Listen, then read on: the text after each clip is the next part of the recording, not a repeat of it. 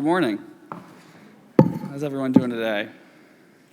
So thank you to everyone for being here. This is kind of new for me. I've never done anything like this. Recently, I've been given a lot of speeches across campus, but none like this, none that was really as close to home as this one. When I was asked to do this, I was honestly just really touched. Speaking to crowds is something that, again, I'm not naturally good at, but I've been doing a lot. But the Truett Center is a place that I really never would have found on my own.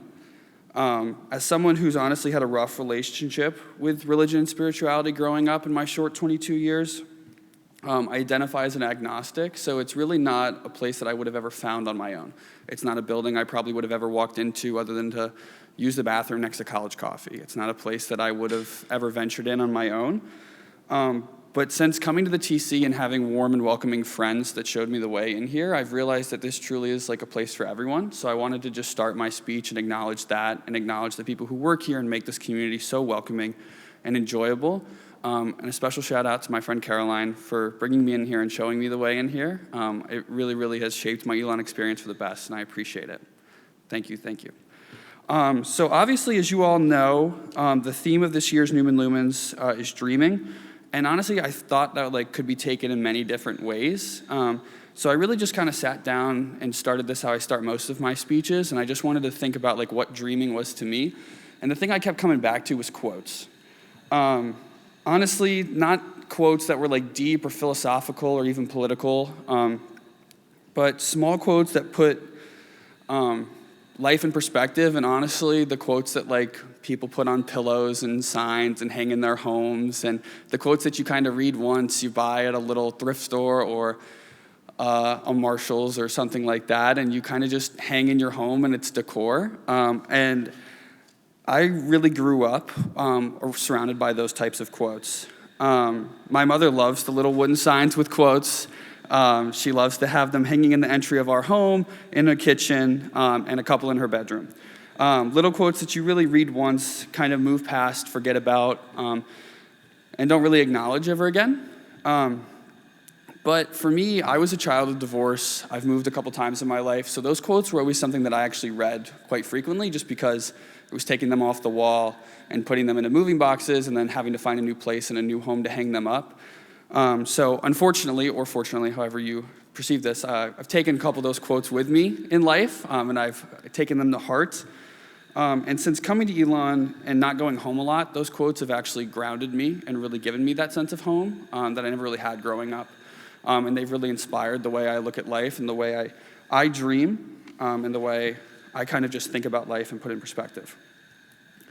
So as I said, I really haven't had a really good relationship with religion and spirituality.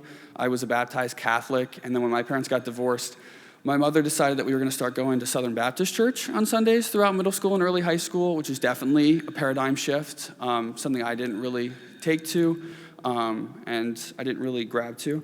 But ironically enough, the most powerful of the quotes that hangs in my home is actually a Bible verse. This one is Ecclesiastes chapter 4, verse 12, and reads, "Though one may be overpowered, two can defend themselves. A cord of 3 strands is not quickly broken." And this quote really means a lot to me because I have a little brother and my parents are divorced. So growing up in my mom's house, it was just the 3 of us. So it really just was a reminder every day that, if the 3 of us stick together, we're going to be okay. And one of us can do it all. 2 of us, we're a really good team, but the 3 of us, we'll stick together and we're going to really, really be impactful. My Nana actually gave me this quote, and that I was lucky enough to hang it in my house following my parents' divorce. My mom was a housewife who was thrust back into the workforce. It really changed our lives quickly. When I was 8 years old, she was a social worker by trade before she had me and my brother, so working in inner city Washington, D.C. If any of you are familiar with the area, it's definitely not an easy job to undertake, but she handled it with a lot of grace. And she's actually now a vice president of a business, so I'm really, really proud of her and the way she's raised my brother and myself. She honestly just makes it look really easy. The quote that hangs above our kitchen entryway is the one I just read to you, and it represents the life that my mother had to go through, in my imagine, to give my brother and I the life that we have now. And it's definitely a road she didn't expect to be on.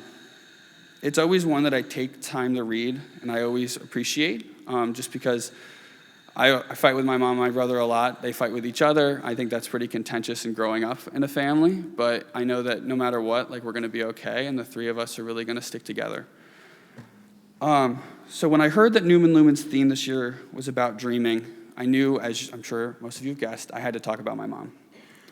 She is a woman, as I've alluded to, who's faced many ups and downs, more ups and downs than I can even count, but has taught me a lot about life and a lot about living, and most importantly, a lot about dreaming.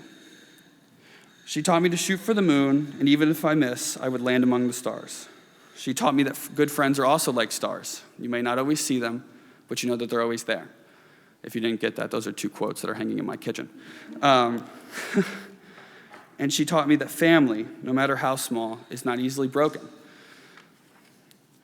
She taught me not to take no for an answer, a lesson that's caused many issues in my own personal relationships and my professional relationships.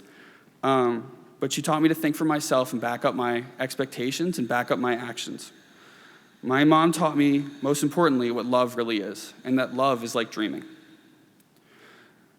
It means to care for the people around you. It means to put the people in the community you're in first, and it means to speak from the heart and never look back.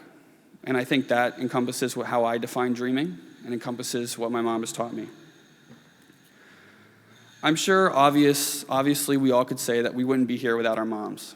And I think that is a pretty common statement. But I'm going to push that a little bit further and say I definitely wouldn't be the person I am today without my mom. My mother was my first real friend. She pushed me and she challenged me to do better, and she supported me when I failed. She taught me tangible life lessons and instilled values in me that I'll carry forward forever. But again, she taught me what dreaming meant. She taught me that it can be a grand accomplishment you want to achieve, or it can be a small, meaningful, tangible goals. It can be something that you put on a piece of paper and you work towards, or it can be something that you rip up the paper entirely and you break free of the constraints and you expand your boundaries. In short, my mom taught me that dreams are what I make of them, and it was an important message to pass to you all today. Dreaming is something that we can all do, and it comes in many different forms, shapes, and sizes. Dreaming is the most powerful tool our brain has, and I'm eternally grateful that my mom has taught me that.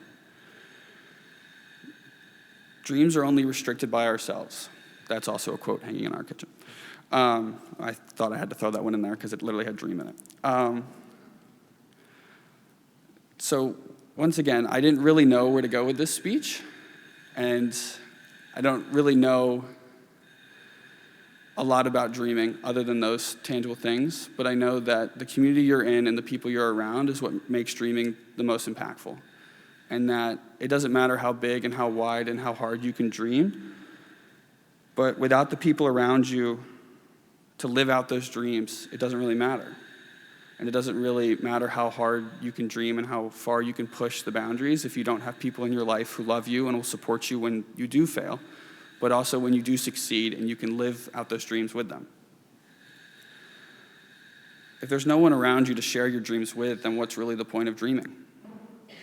And I'm just eternally grateful that not only my mother, but the Elon community is around me to support those dreams and to help me.